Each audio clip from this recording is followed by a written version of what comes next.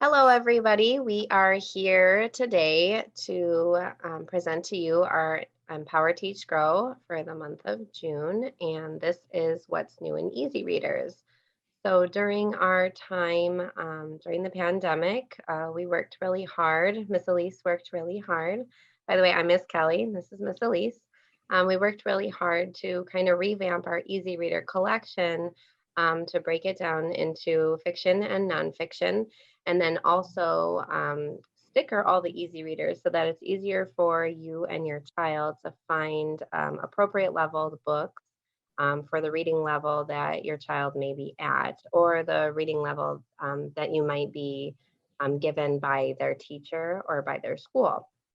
Um, we created this program to hopefully be able to show you guys and showcase the new collection, and also go through the new colors that we have for the stickers, and hopefully answer any questions that you may have. We typically do this program in a question and answer format after we've presented our information. So although we won't have any patron questions, we'll try to answer a few of the more common ones, and then you can use this video as a resource for when you come into the library to pick out your books.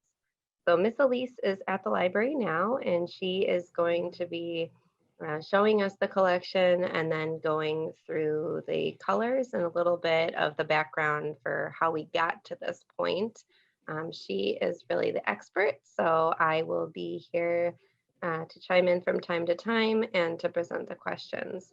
I guess, Miss Elise, if you want to get started with a little background information or what you were doing during the pandemic, how we got to this point, I'll let you take it from here. Sure.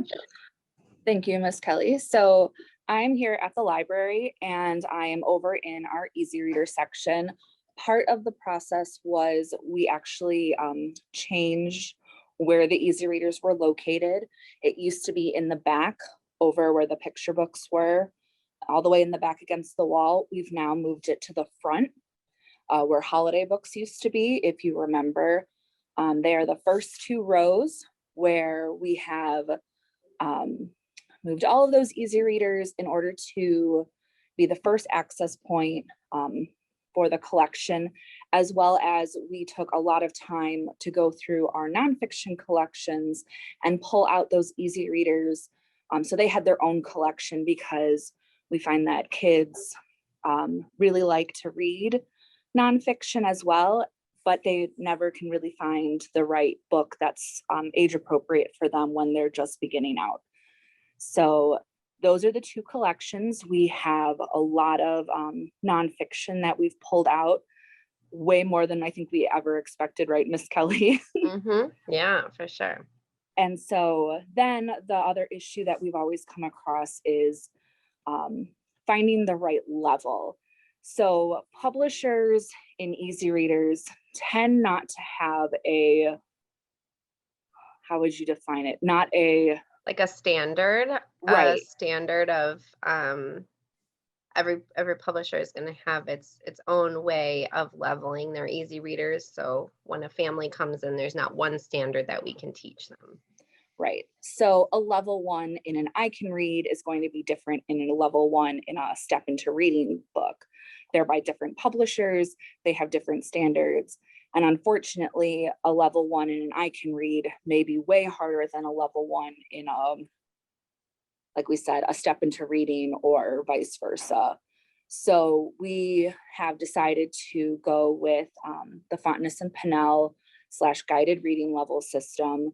It was a pretty standard practice for a lot of schools in the area, but also we aren't using it specifically to level the books. We're just trying to show you the easiest to the hardest. You don't have to follow the Fonteness and Pinnell. You don't have to follow guided reading. But if you find the book that's the right level, you can find then others. So we use the stickering system. I'm going to show you. We have, can't see very well, but so we have labeled, there's the neon yellow, which is our A through C, which is going to be the very easiest books. Basically a couple words per page. D through F is going to have a few more sentences, like barely like a sentence per page. G through H, I through K, L through M, and then red is what we actually consider as our transition books. So these are going to be basically you're ready for chapter books. There are going to be some in the chapter book section that may be considered transitional. There may be some overlap. That's what we find a lot of times in the easy readers and like beginning chapter books, is that there's overlap in leveling. We're just leveling our easy readers, but stuff to be aware of. We also have our graphic novel collection, and recently Acorn Books by Scholastic have published graphic novels. So very, very little text, very simple words. So this Acorn will also be in our easy reader section. This is Princess Truly, same Acorn, Scholastic Publishing, just in an easy reader format. So this is going to be in our graphic novel collection. This will be in our easy reader collection, but they're both those Acorn books, and so they can still have around the same reading. Another book in our graphic novel collection that's considered an easy reader is going to be Bologna and Friends.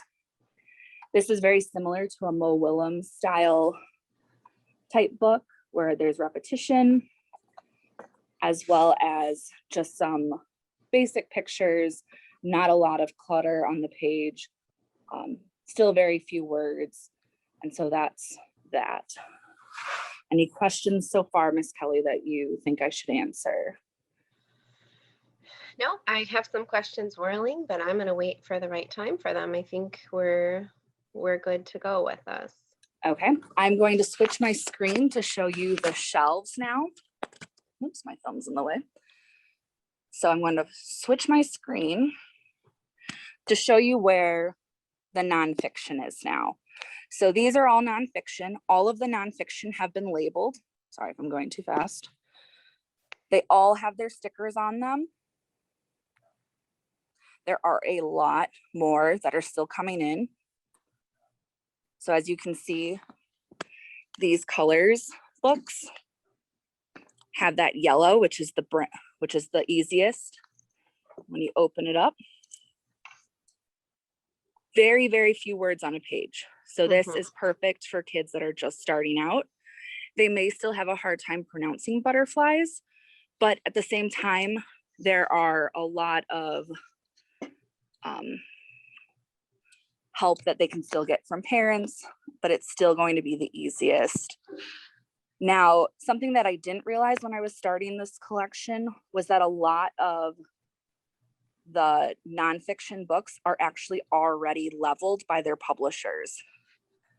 When you go to the back, it'll actually tell you this is a guided Frontenace and Pinnell guided reading level C. So it makes it a lot easier in nonfiction. As we said earlier, easy readers themselves are much harder. Each publisher has their own standard that they use. We have started leveling our easy readers. We have not finished, but it is a start. And we find that it is very helpful for kids when they're like, oh, I love that Barbie book, I can read that. And then they find what color Barbie is. I believe Barbie is over here. And then they can find those other colors along the other shelves, and then also be able to read those. It's an easier transition.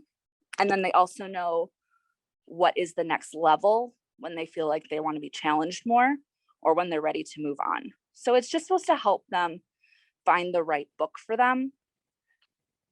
And that's all I have so far. Any questions, Miss Kelly? I guess I was just thinking to point out once again, I know we already stated it, but yes, all those nonfiction that are all completely stickered, just to let our patrons know that yes, a lot of those titles did come from our existing nonfiction collection. So that was a big project for everyone when we were closed to go through our collection and pull these titles. Once the titles were pulled, because they had those reading levels on there, those were very easy to sticker and then create this new collection. And now moving forward, Miss Elise will continue to purchase items for this collection that are appropriate for the appropriate ages. So typically when you go into nonfiction now, you might find something more like second or third grade and up, but it really kind of depends on the structure of the actual book. But just know that our easy reader collection is expanding, and there's lots of options for easy reader fiction and also nonfiction once you go over there. I guess the first question that I will present, because I think this is the one that, I mean, I personally get a lot. I think if I get it a lot of people probably do when we're sitting on the desk. It's very specific when families come in, our parents come in with their children and they're looking for, a certain level. We do notice that depending on what school they're coming from, if they're homeschooled, whatever their situation is, they might give us that letter, which we typically didn't work with before. We really just used the leveling system that was on the books from the publishers. The other one you might hear often is the Lexile level. So now with having these stickers, even if you were to give us a Lexile level, we could still try to translate that into our stickers, even though they're not labeled with the Lexile number. We have other databases that we use on the reference desk to try to find samples of books that are in that Lexile range. So if you needed, a 6 to an 800 Lexile level range, we could find a title that falls in that, figure out what sticker it belongs to, and then, find some other titles. I'll let Miss Elise answer if there's any other ways that we can go about it that would be helpful for the parents to find additional titles if they're not used to the Fondness and Pinnell or the guided reading. Sure. So with the Lexile, a lot of teachers do still use it. And like we said, in our system that we use in our catalog, it normally has the Lexile number, and we are definitely able to find those. There's the Lexile website, as well as a lot of the publishers still put the Lexile in their publishing information on their websites. So say you tell us one of the books that you recently read, we can look that up, find that Lexile number, find where it falls in the spectrum of Fondness and Pinnell or guided reading. Another leveling tool is ATOS. I believe it's sort of like the accelerated reader. And there are cheat sheets online that we can use as well that shows it moving, basically how it computes into each category.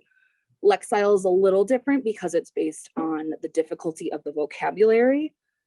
So sometimes there's a range, which is when we talked about originally with the publishers on how they set their level ones or level two, how they set their standards. A lot of them do use a Lexile, and it's a range. So a level one may be a 200 to a 400, but a level two may be a 300 to a 500. There's always going to be overlap. There's going to be overlap in the Fondness and Pinnell. Nothing's going to be a perfect system. So we're just trying to get you as close to what your child needs and what you need in the easiest way possible. Yeah. I think I'll also note too, because I was just thinking about it. Obviously, if people are familiar with our library, they know that we have an easy reader collection in English, but we also offer easy readers in Spanish. Now, when you come in to visit, you will notice that those collections are different, and they are done differently because we do not level the Spanish easy readers at this time. But that being said, Miss Elise, if my child found a book in English that they enjoyed, but the parents spoke Spanish and the child spoke Spanish, but was really trying to learn how to read in Spanish. Now, would these levels or these stickers cross over? So if I was a beginning Spanish reader, but I was reading more extensively in English, could I go to the easiest leveled sticker, find a book in English, and then find that title in Spanish if it were available? Would it be the same sticker? Would it be the Yes. same reading level? It should be the same reading level. I know vocab is going to be different and pronunciation will be different, but for the most part, I don't feel like publishers would change the levels just based on the language that it's spoken in. I am not an expert on that. I cannot tell you what publishers and the guidelines say, but I would assume, again, shouldn't really assume, but I can assume that it should roughly be the same. It may be a little bit more difficult, but again, if the parents spoke Spanish, they may be able to help them work through those words, and it should be an easier transition. Yeah. I mean, as someone who speaks and reads in Spanish, I can say the easy readers I've looked at, they're very, they do look very similar. I just know for anyone watching or for anyone coming in and seeing the new collection of the easy readers with the stickers, to let you guys know that you should not expect the same with the Spanish collection at this time. I don't know if they will be stickered eventually, but we can still help you find the appropriate reading level in a Spanish easy reader, because we do have the collection. And also, if you ever do need a level on a specific book, we can look that up for you. It may take a little time because, as you can tell, the easy reader collection is taking a little bit of time too, but at the same time, it will be easier once more is stickered, as well as there are extensive resources out there to help us with leveling these books. One thing I'm going to go back on though, Kelly, was how you said that we pulled the books from the regular collection for the nonfiction. I wanted to mention though that the Dewey number, so those numbers on the spine in nonfiction, if you find a book, say on dinosaurs, if you look at that number, it is going to be the same across the board. So you can then use that number to go into our regular nonfiction if they just want to see more pictures, if they want more information, go into our regular nonfiction collection, pull the same books over there. That Dewey number is across the board. So basically from easy reader nonfiction to regular nonfiction for kids to adult nonfiction, that number is the same. Yeah, so if your child finds a topic they like, but yeah, they want maybe, and it's more like an encyclopedia of pictures or a very specific dinosaur, or, whatever that may be, you can go right over to that collection, because chances are either that nonfiction was pulled right from there or it was purchased and it's all the same topic and it all translates the same. Good point. I guess the last thing is, we normally, if we had attendees here for this program, we would, I'm assuming, have some questions on, suggestions and, more individual cases. People would be asking about their child specifically to get a little bit more information. And that's what we're here. This Empower Teach Grow is a resource for you parents, so we can answer individual questions in this platform. Obviously, it's the same thing that we do when we're on the reference desk. We just try to cover different topics. And this was the topic today. But I imagine that we would have some questions for recommendations on new easy readers and new characters. And although I'm not going to ask Miss Elise to go through and pull some today, I think just to know that easy reader is such, even though it's growing at our library, there's so much coming out, just like new picture books or new chapter books. There's new series, there's new characters that you'll see, just an expanding series where every year there might be 3 or 4 new books coming out about that character. There's a lot of diverse characters, so just a lot of things we haven't seen in a long time. I can name characters from when I was younger, and they didn't really change from that, it seems, for a long time. But there's a lot of authors that are writing easy reader fiction, and it's just a really, really like vibrant collection. A lot of fun stuff coming out. So it's definitely worth checking out, even if your child is not learning to read quite yet. A lot of these stories can be read for bedtime stories, as well as an older child might like them if they're just, don't want to tackle a large chapter book. They just want to grab a few of the longer easy readers. I mean, that can count for a lot as well. So lots of fun stuff over there. Yeah, definitely when I'm ordering, I do find that there are a lot of new imprints. So basically a publisher will branch itself off into like a subset of publishing. So there's now the I Can Read, basically at the end of this month, will be releasing its first set of comic readers. So they look exactly, let me see if I can find. So they look exactly like an I Can Read, but underneath it, it says comic reader. So those will be going into our comic section. We have a couple of I Can Reads that say science reader, which go in our nonfiction easy reader collection. So there are a lot of different imprints now, as well as, like we said earlier, Scholastic has their Acorn set, which is for easy readers. And then if you're looking to switch into chapter books, they have the Branches series.